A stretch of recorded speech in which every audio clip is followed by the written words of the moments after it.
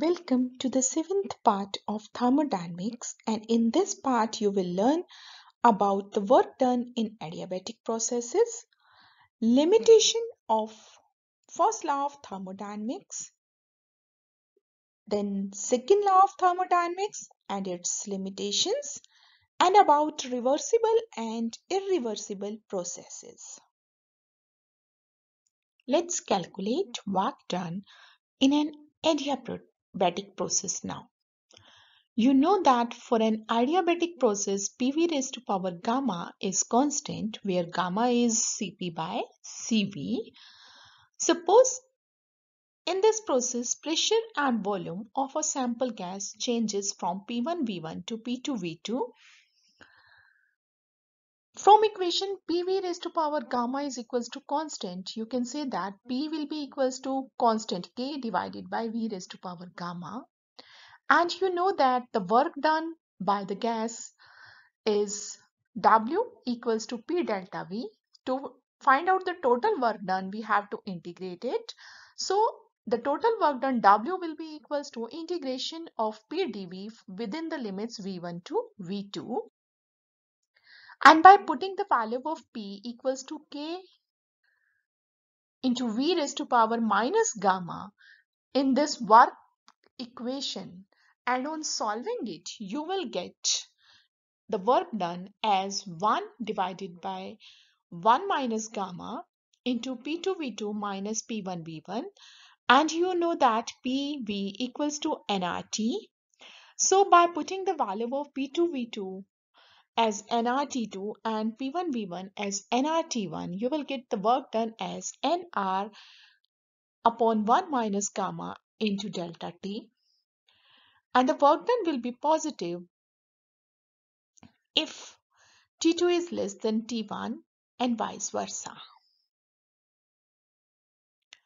Here is the limitations of first law of thermodynamics, that it doesn't indicate the direction of transfer of heat.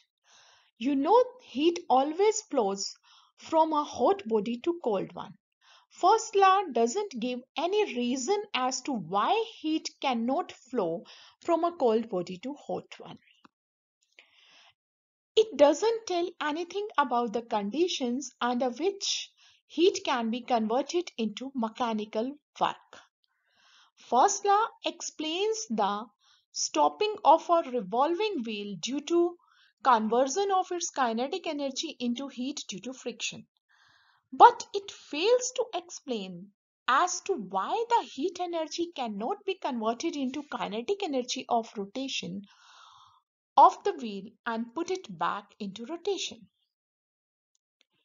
It doesn't indicate the extent to which heat energy can be converted into mechanical work continuously.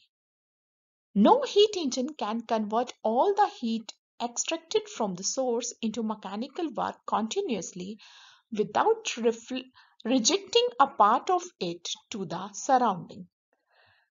And first law has no explanation for this fact. Second law of thermodynamics. Kelvin-Planck statement. No process is possible whose sole result is the absorption of heat from a reservoir and the complete conversion of heat into work. Means it is always impossible that the total amount of heat which is supplied to system will get converted to work, and there will be always a loss of heat. Complete conversion of heat into work is not possible. Clausius statement for second law of thermodynamics.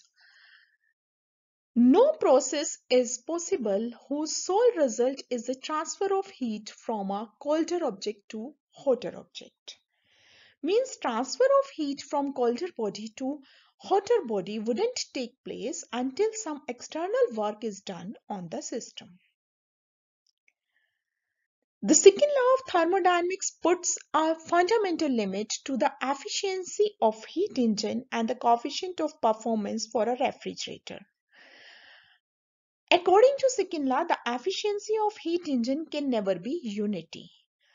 This in turn implies that the heat released to the cold reservoir can never be made zero.